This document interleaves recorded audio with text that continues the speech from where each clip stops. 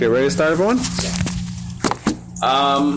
So 4 misconceptions Jews have about organized religion. So when I was in Israel studying yeshiva before I became a rabbi, we had fellowships of students from the United States and the rest of the world. They would come to learn in the yeshiva for a week, 2 weeks, 3 weeks, whatever, and they go to Israel, etc., like the birthright trips, etc. And I was sitting learning with a guy. They would learn for like an hour, and then they would tour Israel for the rest of the day. And I said, so what you got? Do you have any questions? Do you have anything you want to talk about? He says, yes. Why do Jewish women shave their head, their hair? And I was like, ask me any question of the world. And what does he ask me? Some a total misconception, which is totally untrue. And this is not the only. You're like, what? It's not true? That's true. No, it isn't. There's some sex there. What are you talking about? Yeah, they're very small, fetish sex that do that. Okay, and there's this woman who lives in Israel who wear burqas. Yes. No, but it's not. Why do Jewish women shave their head? Jewish women don't shave their head. So if there's a few of them, fine. If you non-Jewish women also shave their head, right? Well, I blame that movie, I Love New York, I Love You, because there's a scene with Natalie Portman in the Diamond District where she talks about having to shave her head for her wedding. Oh, is that right? Yeah. Okay. I recommend it. There's a whole blog. This girl in New York debunks all those misconceptions all the time. Oh, it's debunks misconceptions? Yeah, it's called Jew in the City. New York, I Love You. It's like the New York version of Paris, I Love You. So that was what I thought is one misconception, and there's more famous misconceptions, and this one is clearly a misconception. I must agree with me. If you have a tattoo, won't be buried in a Jewish cemetery. I don't know who made this one up. Clearly, like it's someone with a wild imagination. And has everyone heard that one? Mm-hmm. It's actually not true. Now, while Judaism in Deuteronomy, Torah and Deuteronomy clearly does prohibit tattoos, nowhere does it say that a Jew who has a tattoo can be buried in a Jewish cemetery. And there's a few more. The hole in the sheet, also another famous misconception. And lastly, that's what I was told myself. Yeah, Jessica said all those things are true. Not the shaving of the head. No, you're the one that told me that one. You told me that one. I'm like, really? I never met one Jewish woman that shaved her head to wear a shadel. But the tattooed one is what actually. But it's actually my not family and all of my religious friends were telling me. Yeah, but it's actually not true. And the last one, by the way, where did the hole in the sheet come from? It's actually ironic because hole in the sheet, not only does it not exist, it would be forbidden. There cannot be anything separating the two. And the last thing is also ironic, and that is the idea of arranged marriages. While the Torah clearly prohibits arranged marriages, and I'll even give you the source for that, Kiddushin 41a. And this got me to think about other misconceptions, famous misconceptions that people have, or more critical, more crucial, more general misconceptions that people have, that Jews have about Judaism specifically, but also organized religion in general. And I came up with a list of 4. Ready? Okay. Misconception number 1. Judaism, or religion, is ancient, irrelevant, arcane, not contemporary or modern, not pertinent to our society in the 21st century. We have we're all Jews, and we have a religion, a tradition that dates back, 3,800 years? A long time. And in order for it to have value for us today, we have to recognize the fact that it's contemporary, it's pertinent, it has value today. And lots of Jews are under the impression or have this misconception that Judaism is not relevant. So I'm going to try to debunk that. I'm going to try to disprove that and give a few examples. And when I was researching for this topic, I came up with lots more examples of how, ancient documents and ancient practices and the Jewish culture that's been around since, for time immemorial is actually very active today, or the ideals are very much contemporary. We're all familiar with the idea, and we live in a society that values the idea of all men are created equal. And some people might be under the mistaken assumption that has actually been around forever. And that was an ideal practice and espoused, agreed upon by ancient societies and ancient civilizations. It's actually totally not true. It's a relatively new thing. It's only since since the Enlightenment. It's brand new. Since to give value to people that are not landowners, or to women, or to people that were not that weren't wealthy or didn't own weren't born to privileged families. That's a brand new thing. And Leviticus 19. Remember, a book written 3,000 years ago. What does it say? Not to favor the wealthy, not to favor the poor. All men are created equal. You cannot judge in favorably. Everyone has to get the fair day in court, right? Justice for all. That's a Jewish idea that came from us. Okay. You want comments? I always want comments. Yeah, especially from you, Eric. What you got? Right, that's only for Jews. Right, that's for Jews. But when you come for Jews and non-Jews, it could be a little different. So what's your point? The judgment is different for Jews compared to... Well, because we have our Jewish law. Jewish laws for Jews. Right, but so Gentiles have their own law, or Are are Gentiles required. created subordinate under Jewish laws? In what way? Unequal? Give an example. like if a Jew steals money. You're not allowed to steal from a non-Jew. Next. Huh? Right. No. You're not allowed to steal from a non-Jew, and so much so that... What if a non-Jew steals from a Jew? No, if a Jew steals from anyone, they're judged, right? But what happens if a non-Jew steals from a Jew? How are they judged differently? If a non-Jew steals from a Jew, What would they happens? be judged differently? Well, Huh? it's usually against Jews. Jews will keep secret. They can find it. Would they be judged differently? Well, I'm not saying that Jews and Gentiles are judged identically. And I know if anyone, I'm sure y'all all went to RabbiWolbe.com to hear my discussion that he have an abortion, which, while not the topic today, is an area where Jews and Gentiles have different laws. Essentially, the only area in Jewish law where Gentiles actually have a more stringent stance in the matter than Jews. But this idea that Gentiles are just, in Jewish law just are totally not valid is actually not true. So much so that, Maimonides says that even if you're living in a Jewish country under Jewish sovereignty and you have Gentiles there, you cannot, and there's Jewish court of law. Maimonides writes, if a Jew kills a Gentile, the Jew gets killed. It's not like we have its Jews. So are there differences? Yes. But the idea of the premise of people being equal and everyone having their fair. Your statement is interesting, though, that you said that Gentiles are judged more subordinately to Jews. It's not from that lens. You have to think of it from a different lens. You have to think of the Jews are held to a higher standard overall. Not that Gentiles are less. It's you bear more responsibility, so therefore you suffer more consequences. And are Jews afforded more rights? More rights, as in what? Liberties. Things they can do that non-Jews can't. Well, it's actually the opposite. Jews have lots of restrictions. Gentiles don't have any, right? According to Torah law, Gentiles have 7 things that they're not allowed to do. That's it, or 6 things that they're not allowed to do. Right? Then idolatry, murder, rape, right? Thievery. They cannot. I went through this list with you once, Josh. They cannot, slice the leg off an animal and eat. Not your raw, but eat it while the animal's still alive. Curse out God, and that's it, right? And have a system of laws. That's it. So then Jews are effectively less free.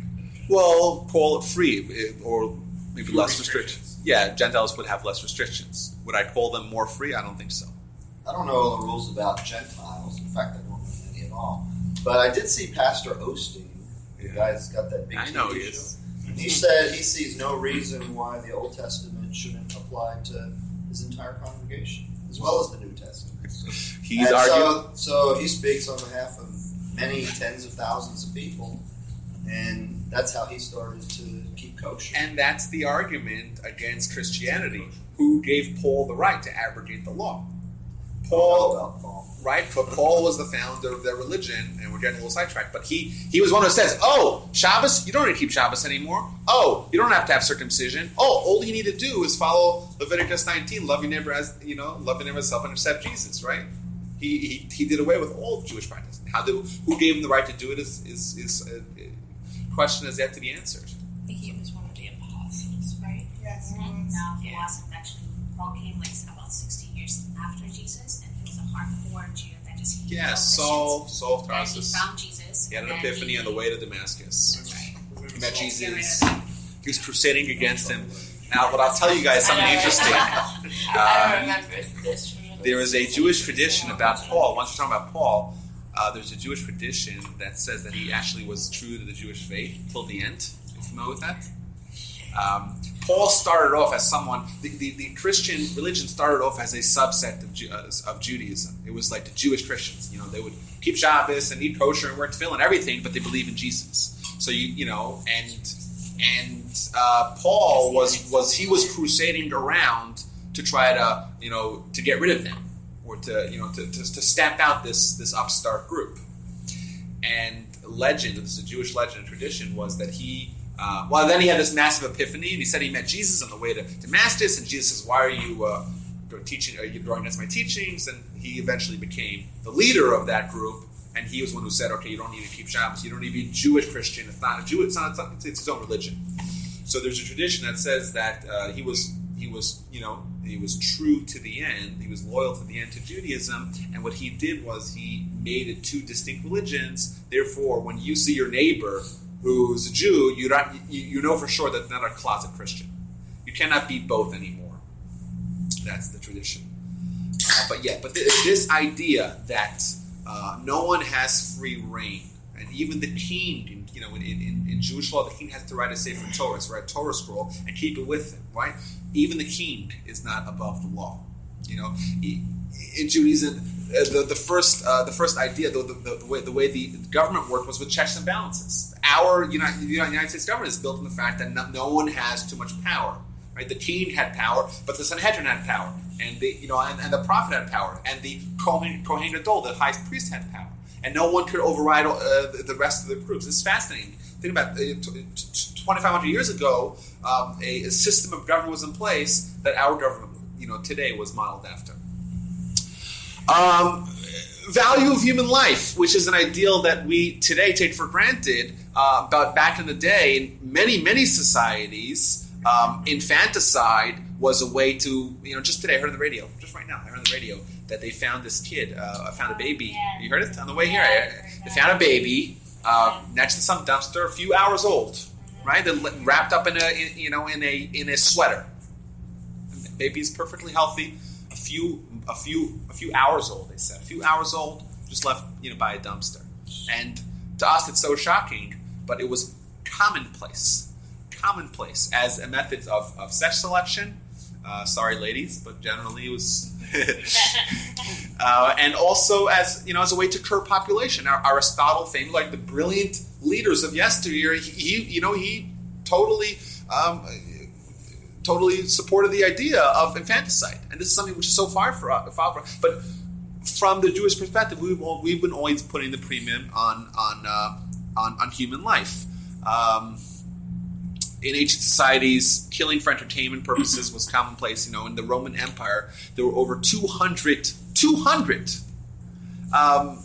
arenas where they had gladiators fighting, right, killing each other, and the human sacrifice was also prevalent. And in Judaism, what do we say? It was an absolute stress in saving a Jewish life. You say, or Jewish life, or any life, right? Jewish life specifically. If you save a Jewish life, it's as if you uphold the whole world. What else? I found this very cool. What about investing? What about today, right? You want to invest your money, right? How are you going to invest your money? Is it possible that you can go to the Talmud, a document written 1,500 years ago, and find some investing advice that's relevant today? Is that possible? What do you think? Sure. Really? Huh? Everything. So the Talmud in Bava Metzia 42a, Rabbi Yitzchak says, A person should always divide his money into three. A third in land, a third in commerce, and a third cash on hand. Okay, now this principle is the foundation of money manager Robert Gibson's classic Asset Allocation, which has been published 5 times. Who is Roger Gibson? So he runs Gibson Capital, which has over $1 billion in assets under management. On page 1 of his Asset Allocation, what does he quote? He quotes the Talmud, right? And what he does is says a third in real estate, a third in cash, and a third in commerce, which he says, I interpret that to mean stocks. How do you like that, huh? Who would have thought that you would go to a document that old and it could be so relevant today? I found online Barclays Capital comes up with their report every year. They quote this as well. Interesting. This is something that I talked to. The next thing someone talked about with Josh, the Greek poet Palladius. You know what that? Marriage brings a man only 2 happy days: the day he takes his bride to bed and the day he lays her in the grave. Not exactly one of the early feminist writers, right? Jeez. And what do we say in Judaism? That a man must marry. Well, not forget about must marry, but what are the responsibilities that a man has to a woman, right? You have to quote honor. You have to honor the women more than yourself. You have to buy her gifts. I talked about this over with Josh, right? Huh? It actually says Expensive Tiffany's ones, right? in the Talmud. It actually says jewelry. Oh my god, that's You're back. I'm taking notes. Taking notes. it's in the Torah. And what was it? I heard something about 3 pairs of nice shoes a year for the holidays. No, it does say. I actually know that one. Oh, I love that. I'm not saying this out of randomness. I actually read this from someone. I know what it does say. Okay, I'll just give you the source. And Panera gift cards, right? I don't know about that. He's not going to condone that. Sorry. In the Talmud, I'll tell you where it is, by the way. Sorry. In the Talmud in Sukkah, I think it's somewhere in the 20s, on the B side of the page, it says that there's an obligation to be happy on the holidays, the 3 Jewish holidays. This is Pesach, Sukkot, and Shavuos. And therefore, a man has to buy his wife stuff to make her happy, right? This explains so much about Jewish women. The ksuba, the marriage document, is a totally one-sided document, right? The idea of alimony, of guaranteeing the support of the woman after a divorce, if that would, the unfortunate reality that divorces happen, that's a Jewish convention, and that's something we've been saying for 2,000 years. I thought the ketubah was so. It's a marriage document, but it's like a prenup. Wait, spousal Right, but I support? also Yes, it's about spousal support. Absolutely. right, but my No, we're staying understanding was married. that it came from the concept that You'll be miserable. man has universal right to declare divorce, and it's basically So to that's another make good, it very good extraordinarily misconception. It's another cost good- prohibitive to do so. Right, very Not good. not so much a prenup. So that is a. Although I know that there are prenuptial things. So it's like this. Let me give you from a Torah perspective. It's from the Torah until when this changed 1,000 years ago. It was up to the man. The man had the responsibility to know when to end the marriage. Okay, so he could divorce her against her will. It means even if she wanted, he had the responsibility. 1,000 years ago, a fellow by the name of Rabbi Gershom Mahor HaGrolah, right? He saw that people were taking this and using it to manipulate women, and therefore he declared an edict that divorce has to be mutual. So since then, 1,000 years ago, it has to be mutual. So that's not even relevant anymore. And if someone says, "Oh, Judaism doesn't treat women well because you can divorce a woman against her will," that is akin to saying, "I hate the United States because they don't let women vote." It's the same thing. Right? If something that changed in 1921 and it's not pertinent today, so it changed 1,000 years ago, it's not pertinent today. So I what, guess about, it's so what about the agunot? Where if it's supposed to be... Well, the man also can't get married. So that's an unfortunate The situation. man can get married. The man Yeah. cannot get No, married. halakhically, he Yeah. can't get married. Cannot get married. She. It's not true. Since post this edict, the man cannot get married. And let's say a man says, you know what? Right, but what about A man says, I'm going to divorce my wife against her will. And he gives her a get. He gives her a divorce document. She's not divorced. She's not divorced. Right? You send the get to someone. She's not divorced. She's like just crazy and doesn't want to get divorced. So- But she's absolutely.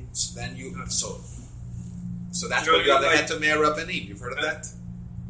That's the one out. Okay, that's a good No, question. you know what I'm saying? Like, that is a someone good can question. say, "I don't want to get divorced." The way he did it was the way he structured his position or his opinion, which is accepted by everyone. It's too late. It's ready. It's law. It's 1,000 years ago. Law. The 10th century. That's how long ago it is. What he said is, hey, a man from a Torah perspective can marry as many women as he wants, but no more. A man could divorce his wife against her will, or he's the one position to make that decision, but no more. But if there's extenuating circumstances, and then then you're able to, if you get 100 rabbis from 3 different countries to all agree that this is enough of a circumstances to override this, then you could do it. And back in the day, 100 rabbis from 3 different countries was almost impossible to get. Nowadays, it's a lot easier.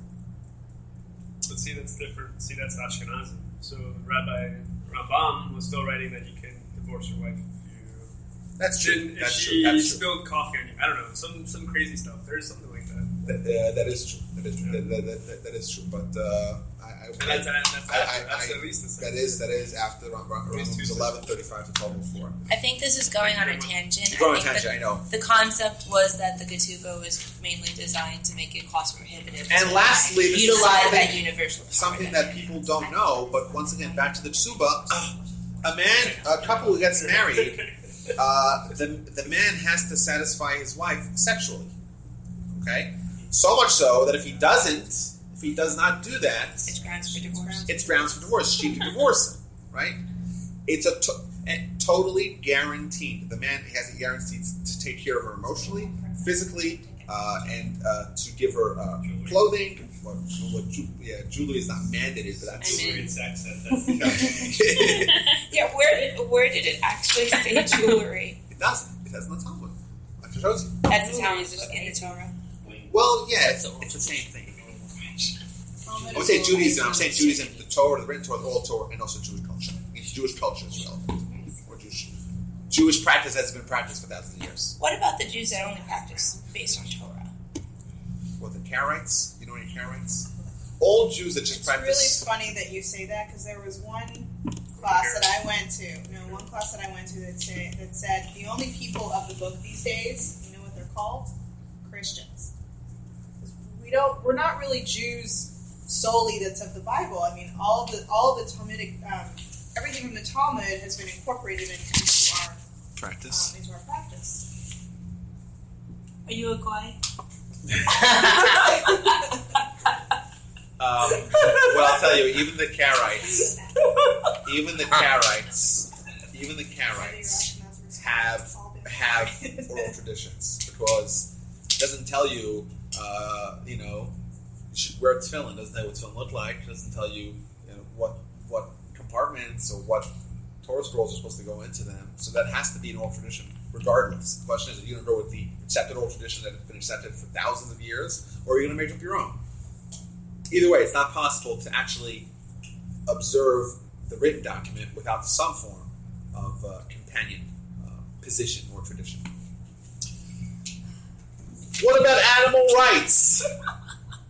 Animal rights, right? Human rights were totally non-existent in the ancient world.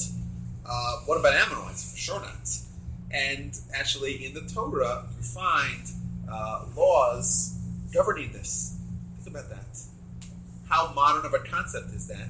But the Torah tells you, if you have an animal, you have to feed the animal first, right? You have to feed the animal first. You're hungry, you eat for breakfast, you got to feed the dog first. See? It's a Torah law. You have to feed the animals before you eat yourself.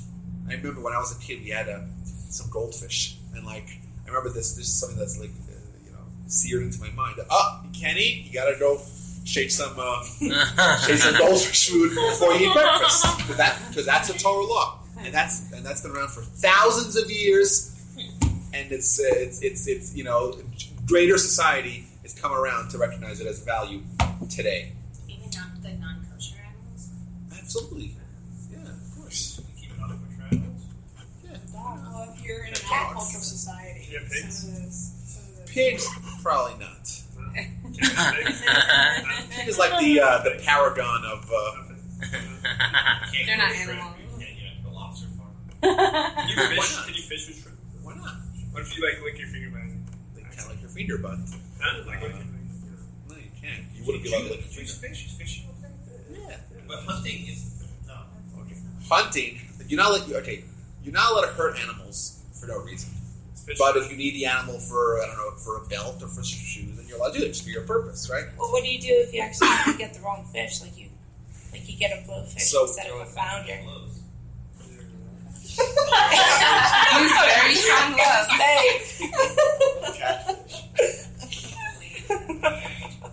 So fishing. What about fishing for sport? You use fish for sport, and what about hunting for sport?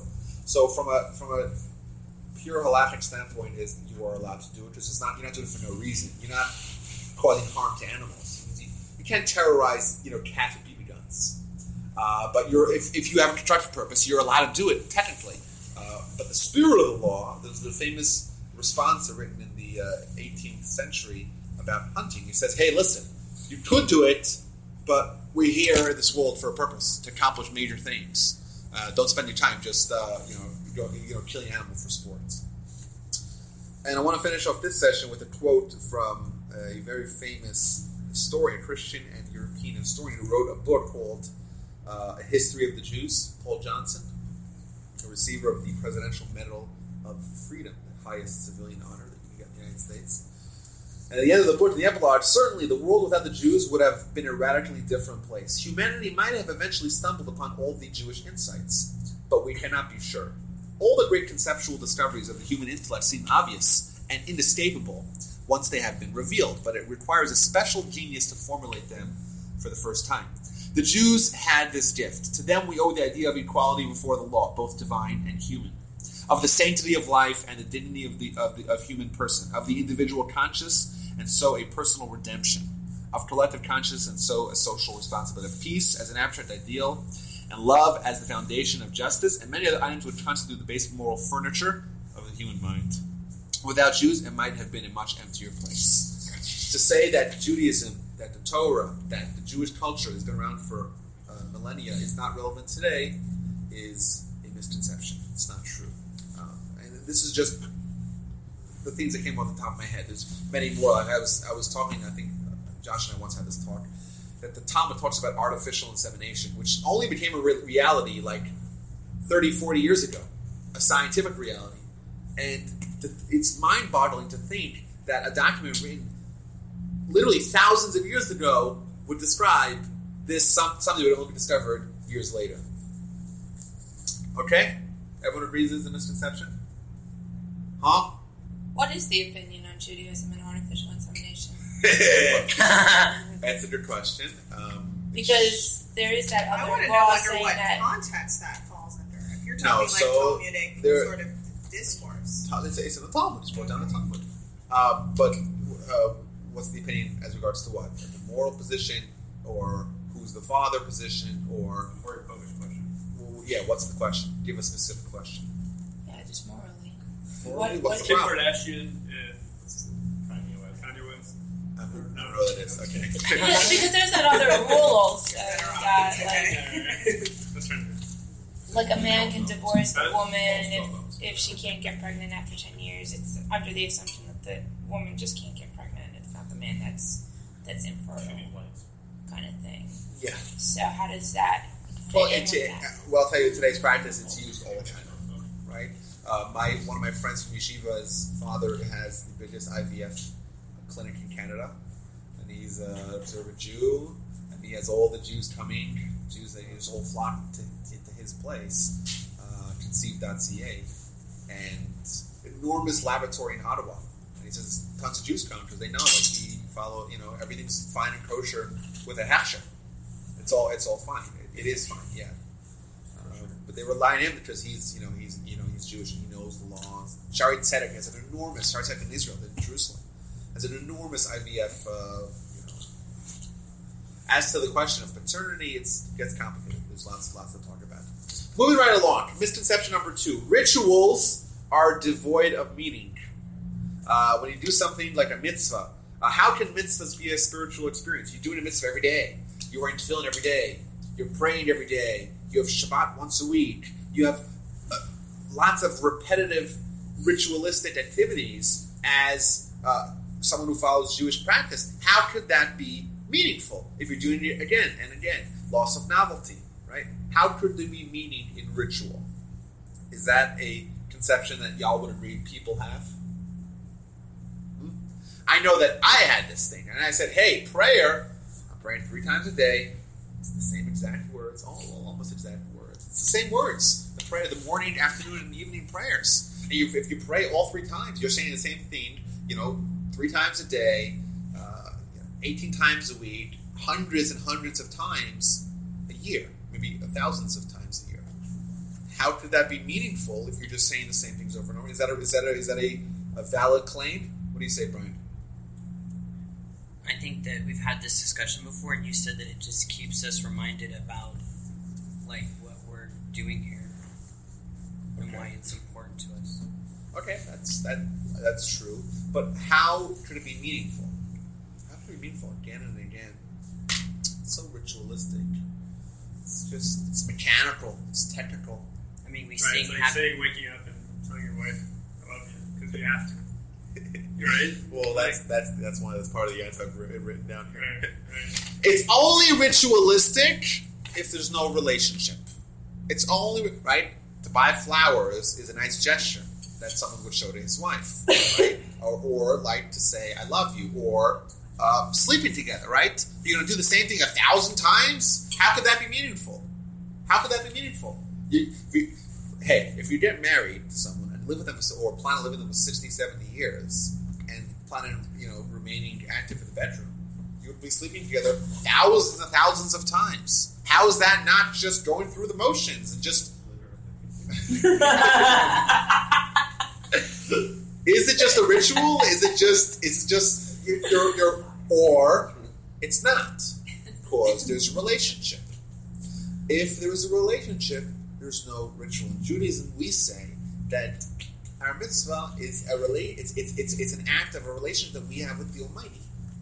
If you're talking to the Almighty and you have a relationship with Him, it doesn't matter that you said the same words before. It's imbued with meaning. It's imbued with meaning. If you have no relationship, hey, it's just you're just saying things that's in this funky Hebrew that you don't even understand. You don't remember if they get transliterated. It's no it doesn't mean anything. It's reading a German recipe. That's what it is. And for many Jews, it is like that. But if you're trying to develop a relationship, you do the same thing 1,000 times, and it has meaning again and again. Well, it grows when you have a relationship with somebody. Obviously, it gets deeper. That's a great example, right? And a spouse is a great example. That it could start off as being lustful, a solely lustful relationship, and if it develops and it deepens over time, it becomes much more emotional. It becomes much more of an experience, much more spiritual. I know that when my grandfather, when he was sick, he had cancer. In the last half a year, he was in lots of pain. He was 90 years old, lots of pain. Wasn't sleeping well through the nights. And my grandmother, God bless her, she would have to stay up the whole night with him. Like he's waking up, and he's right. So they would have a different grandchild stay with him every night. So I remember I was there one night. My grandma was a real special person, and I was up the whole night. And he kept on waking up. And he kept on waking up the same way a child wakes up the day before the class trip. And he would wake up and say, is it time to go to Shachar? Say, is it time to go daven yet? And he would wake up at 2, and he's like, I'm like, Saba, you have 5 hours left. Let me go back to sleep. So he'd go back to sleep, and he'd wake up at 3. And he'd say, is it time to go yet? And he went to get ready. And he really, literally, the whole night. And he was up the whole night, waiting to go to shower, and so much so that he just conked out at 5, and he ended up sleeping. sleeping through it. But to me, it was like so shocking. To me, to pull me out of bed in the morning, I'm not much of a morning person. But to pull me out of bed to go chakras, to go daven, it's a big deal. It's a big deal. And that's because my relationship that I have with the Almighty is not quite like my grandfather's. You could daven mincha anytime. Mincha is the afternoon prayers. You could pray anytime from, let's say, 1 p.m. to like 8, 9 p.m. So I generally wait till like 9, And my grandfather would always daven the earliest time. Because to him it was such an experience. You're talking to the Almighty God, creator of heaven and earth, who has the power to do anything. What an experience, right? And you have a relationship with him. And you've been with him, relying on him for 70 years. Or you're just saying the German recipe, right? You can see how on one hand, yes, rituals could be meaningless. On the other hand, they could be totally steeped in real meaning. I think about blessings on food. So there's 6 different blessings in halacha, 6 different blessing categories and different categories of food, right? Hamotzi on bread, which everyone knows, but people don't know that there's lots of people don't know that there's other categories, like on wine there's a special blessing, and on fruits and vegetables, and on grains, mezonot, and on miscellaneous, like meat, eggs, fish, drinks, right? So a bracha, like I say bracha all the time, and you say, my kids, like when you give them like a can of Coke, say a bracha, say and it's just boom, and they're drinking. But it could be something that you could do 10, 25, 100 times a day. It could be a total just, lip service. Or it could be a real experience. You could say, oh, I have an apple. And the apple's beautiful. And the apple's given to me by God to enjoy. And the Almighty wants us to have a great time in life. And when I eat this apple, it's a physical experience. It's a physical experience, but I feel like the magic touch of the Almighty. And He gave this for me, and He loves me. And I say a blessing, thank you for making it so beautiful and so delicious. Boom, you just took a physical exercise and elevated it to being a spiritual exercise. We have these opportunities, even though they could be rituals, and unfortunately they are rituals for many people, for most people, for most of the time, but they could be full of meaning if we build that relationship. I also find that there's some things. We're a very cerebral religion.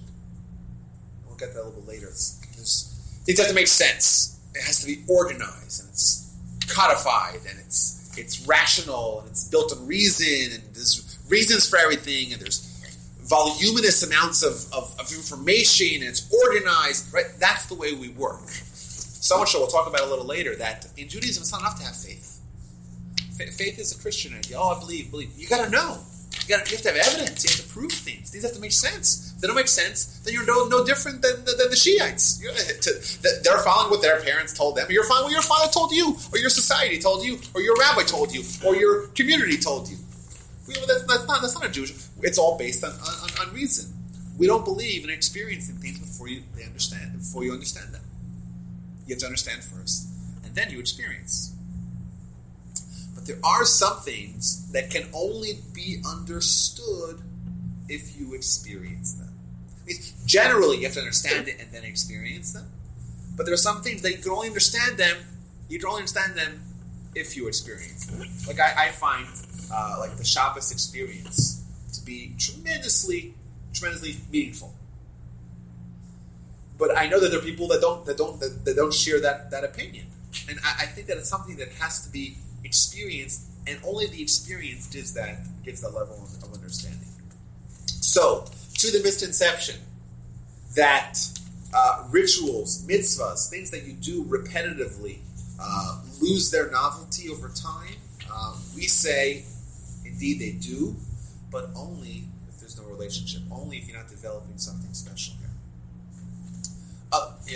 Like I say, it's like the example that Eric gave. It's like a relationship between a husband and wife. They're doing lots of things the same, over and over again. But if there's a relationship, it has more and more meaning. And so it's an exact parallel. So it is a misconception, but it's not. It's a misconception to a degree. It is a misconception that ritual is devoid of meaning is a misconception because it can have meaning, but you have to develop the relationship in order for the meaning to actually be present. How are we doing? Doing good? Misconception number 3. Judaism takes the fun out of life and it's hard to be an active Jew. There's an old Yiddish saying. We all heard it. Schwer zu sein a Yid. Anyone heard that? I mean, it's tough to be a Jew. It's schwer zu sein a Yid. Schwer means like it's difficult. And the idea here is that, hey, there's some restrictions. There's 365 things the Torah tells you you're not allowed to do. Restrictions. You have to pass the bacon. You can, do this and this and this on Shabbos, and lots of restrictions. Shaving with the razor, right? That's also, they'll shave with the razor in Jewish men. So many millions of things that Levites shave.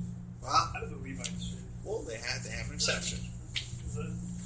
They're probably used under Velcro without the aluminum cups. And there's certain places you can shave. Well, there's certain places, yeah. So your mustache, you'll be allowed to shave, but here, and here. And here. Huh? Here and there. No, I don't think so. Oh, we can argue about this. I like Whatever. that. There's restrictions. There's lots and lots of restrictions. They say it's so tough, it's so difficult, and that's a belief people have, and I believe it's a misconception. And I think also people assume that the Torah, God's giving us restrictions. Why is He doing it? What's His motivation? He wants to make us miserable? He wants to make our life tough? Absolutely not. So what's His motivation? If He loves us, why is He telling us all the things we can't do? Well, parents do that. Well, if God's our parent, why would He That's want to what make our I'm life saying. miserable? Well, maybe parents have a vendetta against us. I don't know. No, I'm saying that they don't. All the things that all Right. the previous generations have done in the past. Okay, but is that really true? I don't think so. I think that it's funny, I know. But our God, the Jewish God, is the infinite God, right? Can lack nothing, can be improved in no way. There's no way for God to feel good or feel bad. It's not possible if you accept our premise of God. He cannot do anything to be improved or to be changed or to be angered. He's static. Right? That's why He cannot exist in time. It cannot be before and after. God cannot do anything for Him. He doesn't need our mitzvahs, doesn't need our prayers, doesn't need our Torah, doesn't need our morals, doesn't need anything from us. He's only given us these restrictions for our own good. For our own good. And specifically, we're taught, this may be a shock to some people, that the reason why we have these restrictions is to augment and increase our pleasure in life. Oh, this turns the issue on its head.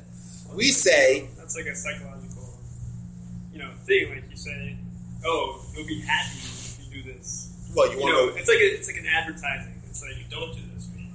No, I'm saying if you do these mitzvot, or you follow all the Torah laws, you're going to be happy. Which is not really what? Not really the case. Is that right? Well, you have to be a happy. You have to be a happy person in general to be happy. You can't follow all the 613 mitzvot and be. Okay, so let's start from the happy. ground up.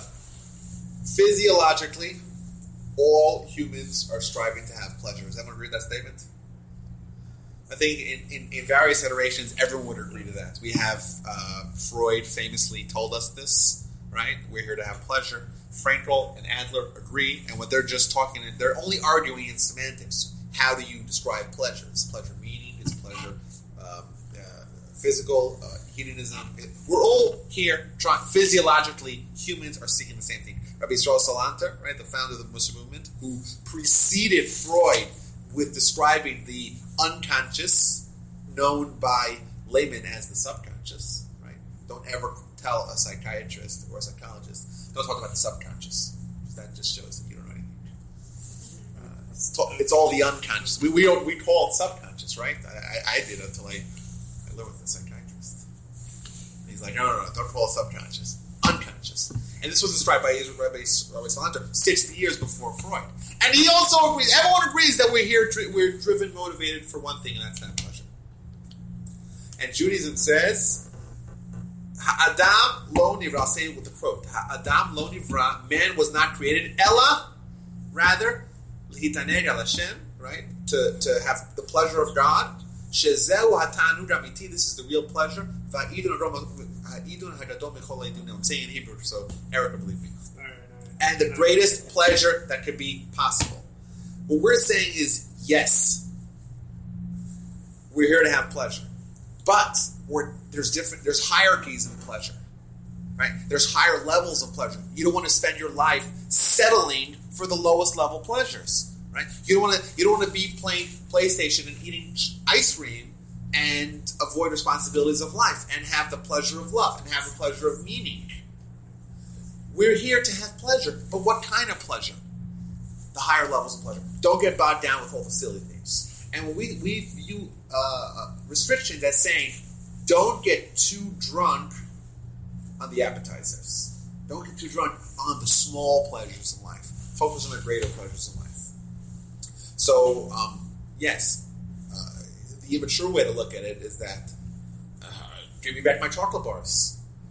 Why are you taking my chocolate bars away from me? When in reality, it's not. We're not trying. The Torah is not trying to make our lives miserable. Rather, specifically to make it as meaningful and as pleasuresome as possible. And indeed, we say there's 5 different levels of pleasure. I've hinted at this before. I don't think I've ever actually gone with y'all through this. There's 5 distinct levels of pleasure, right? And the lowest level is all restrictions that we have in Judaism are all restrictions on the lowest level, right? The bottom of the rung, physical and material pleasures. That's it, right? All the higher levels, and even the lower pleasure. We don't believe in asceticism. We don't believe in abstinence. We're not telling you to live on a mountaintop, depriving yourself of food, and we don't believe that. We say yes, physical pleasure is good in moderation, because the second we just unleash you in 5th class pleasure, lowest level pleasure, you're there to stay, right? And there's nothing worse for you as a pleasure seeker in life than to settle on the lowest level, right? To settle on the point of departure in the pleasure journey. That's my argument. So yes, not only are we not here, is God not here to make our lives miserable? Rather, we're here specifically to have pleasure, and that's why we have all the restrictions. Restrictions are to make sure we don't get drunk on the lowest levels of pleasure out here. So, if you were to claim that it's no fun to be Jewish, there's no pleasure, it takes the fun out of life, it would be another misconception. It's actually not true. In Judaism, we say the purpose of existence is not for God.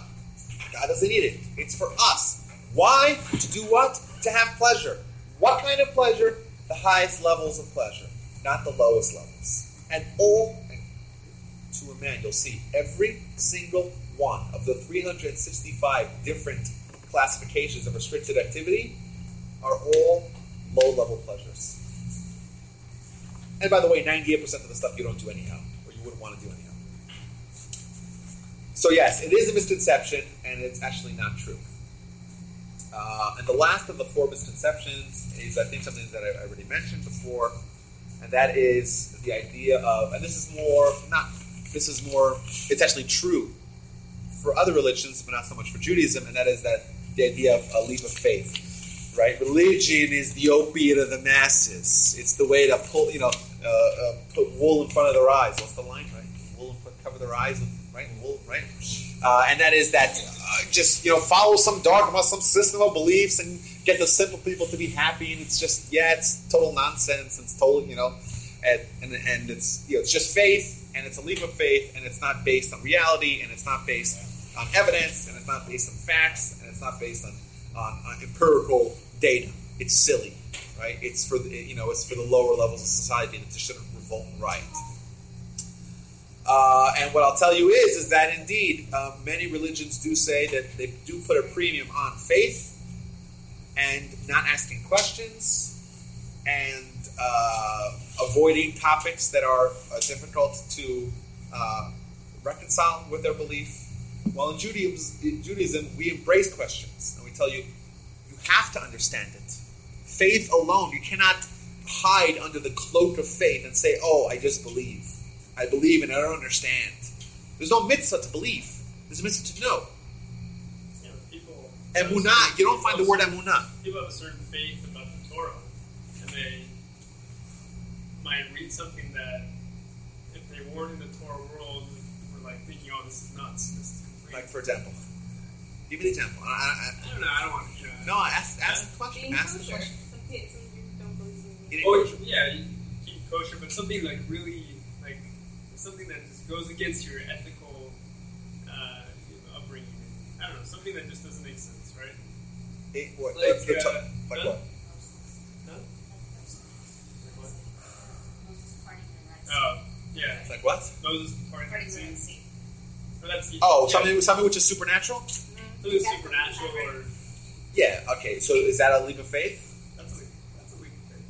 You know, because you Okay, so I have you a lot to say say, this. I know the Torah. I know the Torah is true, so now I believe everything. Well, included, and that- I know everything that is said that Just is. But like that- the Discovery Channel that explained all the plagues. Oh, yeah, that was cool. So where do we put No, a that's, little bit of faith in order to? no. So I think that well, Maimonides writes. I'm trying to say it quickly because we're almost out of time. Maimonides writes that Moses is the father of all prophets. Right? Why is he called the father of all prophets? Because he's a proven prophet. What that means is that there was evidence. Right? The revelation at Sinai was a national experience, experienced by many, many hundreds of thousands of people. They all saw Moses being a prophet. Right? They all experienced. We're not saying, oh, Moses is part of the sea on the way to Damascus and no one saw it. We're saying Moses is part of the sea and all the Jews walked through it. So while we can't explain it under the laws of science, there's lots of things.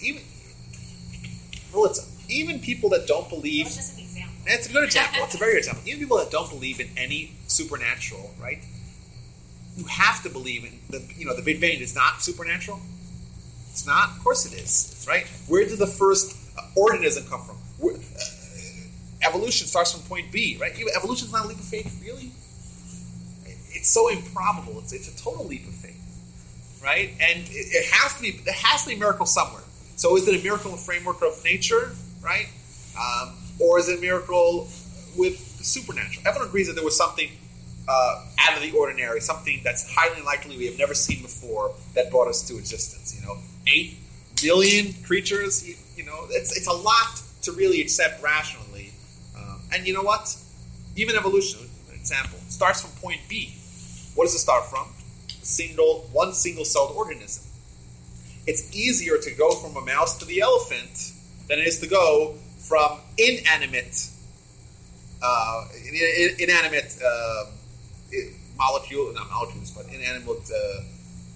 speck of dust into inanimate objects. So that's something which has never been explained. And that's beyond the scope of science. And what happened before the Big Bang. These are things that regardless, you have to believe in some form of we're a miracle. The question is, how did it happen, right? Big Bang in and of itself is a theory of which many have different opinions. Yeah, and the Big Bang, you know what? I've said this before. Big Bang is actually quite in line with what we believe, and that is that there was a beginning. Till 1965, when they discovered the background radiation, the echo of the Big Bang, everyone thought that the world was around forever. Because that's what Aristotle taught us 2,400 years ago, right? Dark matter. So yes, the fact that the world has a beginning, for thousands of years, everyone's been arguing on the very first word of the Torah, and like that, in 1 second, with one bang, the greater society comes to accept that premise. But yes, do we know how Moses split the sea? No. Do we believe it happened? Of course. There were millions of people that witnessed it, and these are our grandparents. So yes. And my concluding point. So that's that. Religion is the opiate of the masses. It probably is, but not our religion. Our religion puts us. Well, yeah, but it's all about asking questions, and it's all about not accepting things if you don't understand them. We don't believe in just having this faith and avoiding all the challenging topics. You know, I yearn for people to ask me questions. Like, if you want to give me a birthday present, ask me like a really good question. And you'll meet Jewish rabbis. They'll say, ask questions, ask, right? They want their congregants and their people engaged, asking questions, and questioning, challenging. That's very positive, because just being simple and just not asking questions and just I believe. That's not a Jewish. I mean, Judaism from 2,000 years ago. Yeah. Is it relevant today? Because you have laws in the Talmud that are completely absurd. Like that what? was just stoning for death. You know. Well, that's not pertinent today anyhow. No, I'm just saying. But like, if it was going to be applied today, who would? You know, only if you live in Saudi Arabia or Iran or Iraq would you stone someone. But you know, I'm just saying. Like, Well, you're saying that's not a humane way of killing people? No, those laws that were happening before 2,000 years ago are not applicable Well, today. it's not. But it's not applicable today anyhow. We don't have a Jewish court of law in place. So you did have a Jewish court of law in place. Would you apply that? First of all, That's what I'm saying. Like, so you want to come and say? Like, no, I do think that it would apply. So a lecture chair is irrelevant. Why is it different than a lecture chair? Why is it different? Stoning.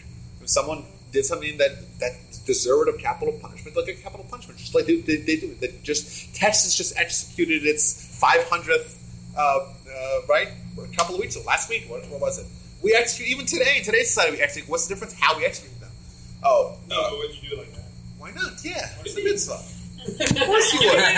What's wrong with that? Why is that insane? What are you talking about? That's like Why is that insane? Why? You go out and feel Look, the pain listen, of what you did the pain, before they like, die. so the point of lethal injection is so that they have a painless death, basically. How do we know that they have a painless death? Okay, That's it's a lot total better than conjecture. stoning someone to death. How do you know? What do you mean? Go back to what they did. If they did something so bad, wouldn't they want? First of all, they don't wouldn't stone feel to the death. pain of their First of all, own what they do is shove them I off don't the feel building. bad for uncomfortable prisoners. I'm sorry. Shove them off the death. building. Exactly. They have air Exactly. That's conditioning kind of and cable, ironic. okay? As a matter of And we're fact, trying to make it comfortable. They live for better them. than I do. Some of them go first. First of all, this almost never happened. Okay, so much so that Wait, Talmud can you put that one in in Marcus place? in Tractate Marcus 7a says that once in 7 years would they actually execute a prisoner, which is like Make one. it sound like we all have a copy of Shaw sitting at the Alright. Well, I expect everyone to go online and Google. It's all available on Google. But it says that one opinion says that they only executed a prisoner once every 7 years. The second opinion says they executed once every 70 years. And the third opinion says that if it was us, we would never execute. It means they had so many things have to go right for someone to actually be executed. No, it's not. Fine, I understand. But Yeah, but the concept is still absolutely. there. If Jewish law will be put into practice, they will stone people who deserve to get stoned. I don't understand what's the big problem with that. We view it as I don't. What do you mean? What's wrong with it? What's wrong with it? Somebody, really, I mean, Do you realize that there are Hold like seven on. I want to take a types show of of hands. education? If you were going to get stoned to death, what would you rather go? I would never want. Lethal injection. I'm just saying. In order to get stoned, I'm not doing anything to get Well, stoned. yeah, all together, Eric, if you wanted to get stoned, you wouldn't be able to do it. If you wanted to get stoned, you wouldn't be able to do it. It almost never happens. No, I'm just saying. But if it does happen, I've seen some of those cases. But you know, the point is that things change over time. wow. I don't know. Why? I heard You used to that. be able to marry I heard that. 4 women. Okay, but that's for a reason. You know, There's a reason for you that. have slaves. And you don't have slaves. There were still stipulations and all that. And slaves is another great example. You know that in Judaism, in the slaves described in the Talmud, you were actually a slave to your slave. If you have one, the Talmud says in Kedushin, in the teens, if you have one pillow, okay, you got to give it to your slave, right? If you hit your slave, he goes free. doesn't the Talmud also say that a slave automatically becomes a Jew after like 7 years in service? No, Gentile slave becomes a Jew right away. Gentile slave becomes a Jew right away. I don't know. I saw a video from Iran about how they stole women. Oh. That's Please, that's not. That's like freaking insane. That's not what happens. It's freaking insane. That's not what happens. You know that it is in Iran. Okay, so they're Shiites, right? So they're totally crazy. No, they're not. I have to scratch that off the list. I don't want to put it on the internet. They're totally crazy, but they really are totally crazy. First of all, they fast for a month every year. Okay, and at the end of this month, they have a 3-day festival where at the end of Ramadan, they have a 3-day festival where they all slaughter sheep. Right? Okay, fine. They eat the sheep, They eat it. and they take razors and slice open their heads, like just blood squirting. Okay. They're insane. Oh, right. Okay, My friend never told me that. Where are you hearing that one? Google it. You gotta Google Please. that. Shiites, not We Sunnis. don't deal with There is a slicing reason the why they're brain. I radicals. can see They're why. pro-radicals That's because fine. they are radicals. Slicing your brain open. That sounds insane. There's nothing wrong with Yeah. brains They and do eat it. Scalp. Okay. They eat Head. from sundown to sunrise. They do. Okay. Every night. And I do believe that they have an element of faith. I do believe. I know that when I lived in Israel, and I once had a table delivered to me on Ramadan, and it was really hot in Israel, right? And the guy's sweating buckets, and I'm like, okay, you want some water? He's like, no water, Ramadan. So and I do, And historically, they've been way friendlier to us than the Christians have. Just, take one, cursory look at, Christian, Jewish. Sometimes I still think that way. Oh, even today, I'm with you. Yeah. But they still are out of their minds. But But which one? The Shiites or Christians? It's a no, toss-up. Shiites. Stick to Shiites. Okay, but No, they're by the way, lethal injection is one of the 4 ways that we kill someone. But capital punishment is almost not relevant at all, even when Jewish law is in practice. So that's that. But I do think that when Mashiach comes, okay, and it's going to happen. It will happen. Absolutely will happen. And Jewish law will be reestablished in Israel, and there will be capital punishment for certain crimes, as described in the Torah. And I do believe that stoning is the worst one, definitely. Right? There's different degrees, but stoning will be, yes, absolutely.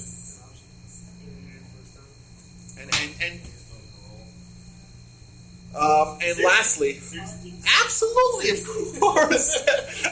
See, Eric, I'm as shocked with you as you are with me. I want to finish my remarks by saying that so we do live in modern society, and I know that I grew up in a really observant family. Everyone grew up in their own family, whatever. Everyone has their own background, their own story, and it is very difficult to the Torah is really broad, and there's lots of things that you don't know. There's lots of restrictions, there's a lot of laws, and there's a lot. There is a ton, and even I don't know. And who knows how many times I transgress things because there's just so much to know. I know when I started learning every Tuesday night with my brother, we're learning halacha, the laws of reading from the Torah, and there's things I'd never seen before. So it's not like people who work keep every day and who do have more strong backgrounds. It's not like they know everything either. And we really have 2 ways to deal with this problem. And us here today, we're generally of the more educated Jews. From if you take a sampling of all the Jews, we're at like the 95th percentile now. Right? That's where we are. But there's going to be this conflict of you have all the ignorance in Judaism from Jews, and you have so much information, so much Judaism, and such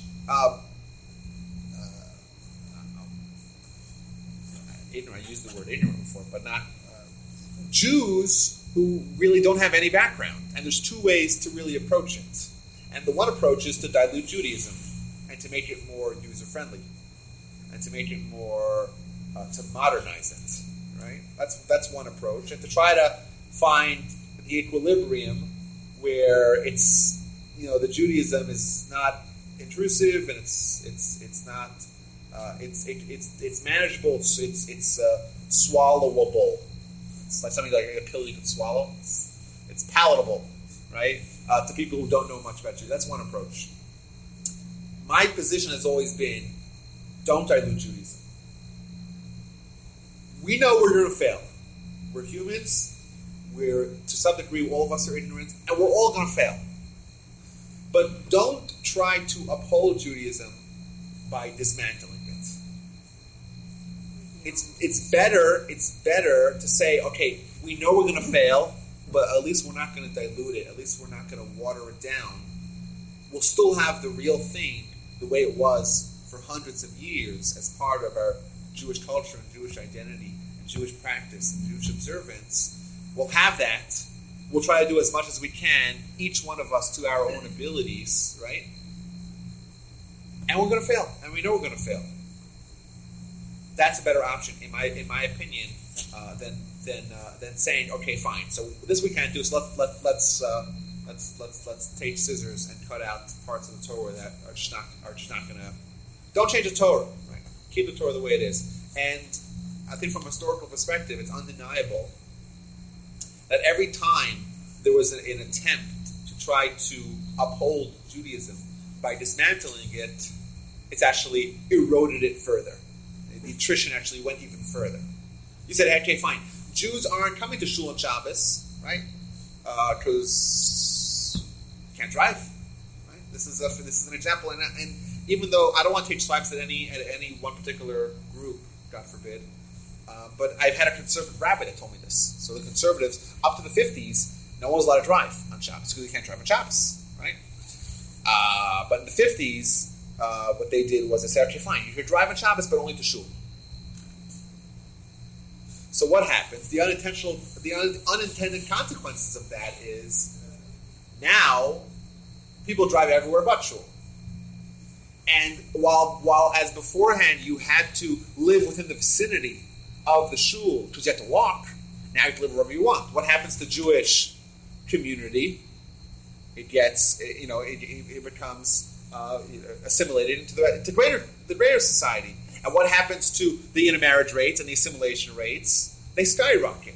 So I'd rather say, okay, I'll keep Judaism authentic, and I know people will fail, and I know we all will fail. I'd rather do that than say, okay, fine, let's try to get rid of ordinances that are just not being. That's my position. I think our failures, though, have allowed us as Jews to move around the world and spread apart. Even though you have those Jews that don't follow everything, they're still creating communities in other parts of the world. Yeah, and that's our failures are actually positive. No, but that's been ever present. The idea of a wandering Jew, of itinerant Jew, right? Jews are everywhere. That's been around for forever. But with regards to, okay, you're Jewish. What does it mean to be Jewish? While it used to mean a lot more, it used to mean a lot, right? Now it means, in many groups, it means, be tolerant. Save the whales, right? And that's unfortunate because what they did is they took Judaism and while being tolerant is a Jewish principle, that's not the only thing. My position is I'd rather people say, okay, Judaism is a lot. I'm not there yet. I'm failing. We're all failing to some degree. But Judaism is unchanged. That's my position. And my mom told me that her grandfather, my great-grandfather, would eat, everybody would eat kosher. It was just a way of life. It wasn't something that other Jews did differently. If you were a Jew, you ate kosher, and that was that. There was no change. Yeah, it's a relatively new thing or new phenomenon. We think of the Reform movement at the beginning of the 19th century as being the first step away from Judaism, when in reality, it was actually trying to stem the tide. In the 19th century, 250,000 Jews converted to Christianity. Why? Because you have the openings of the ghettos and Jewish emancipation, right? The Enlightenment. Jews are allowed to become, citizens of the world, and they're granted citizenship in every country in Europe after being kicked around for hundreds of years. And allowed to own property, and after being marginalized politically, economically, socially, physically, they're allowed open to go to universities, right? So, 250,000 Jews converted to Christianity. I see Reform Judaism, at least in its inception, as trying to stem the tide, trying to slow down the deluge of Jews abandoning Judaism, in a wholesale fashion. But that's, like I said, it's relatively new. It's a few hundred years old. That's it. besides for the Karaites and the Sadducees, but you know any Sadducees? I don't know any Sadducees. Samaritans, there's a couple of them still living in Israel on this mountain. They have a temple. They actually have sacrifices there. Crazy. They've been there uninterrupted. They claim that they've been there uninterrupted. They're crazy Samaritans. You know, they live on something like in northern Israel. They have this mountain. They have a temple. But besides for that, Judaism has been one group, and with one belief, one mission, one destiny. And I'm going over time. Thanks a lot. And please, my birthday is December 5th. Everyone send me a question. What you got, Josh? Learning with you.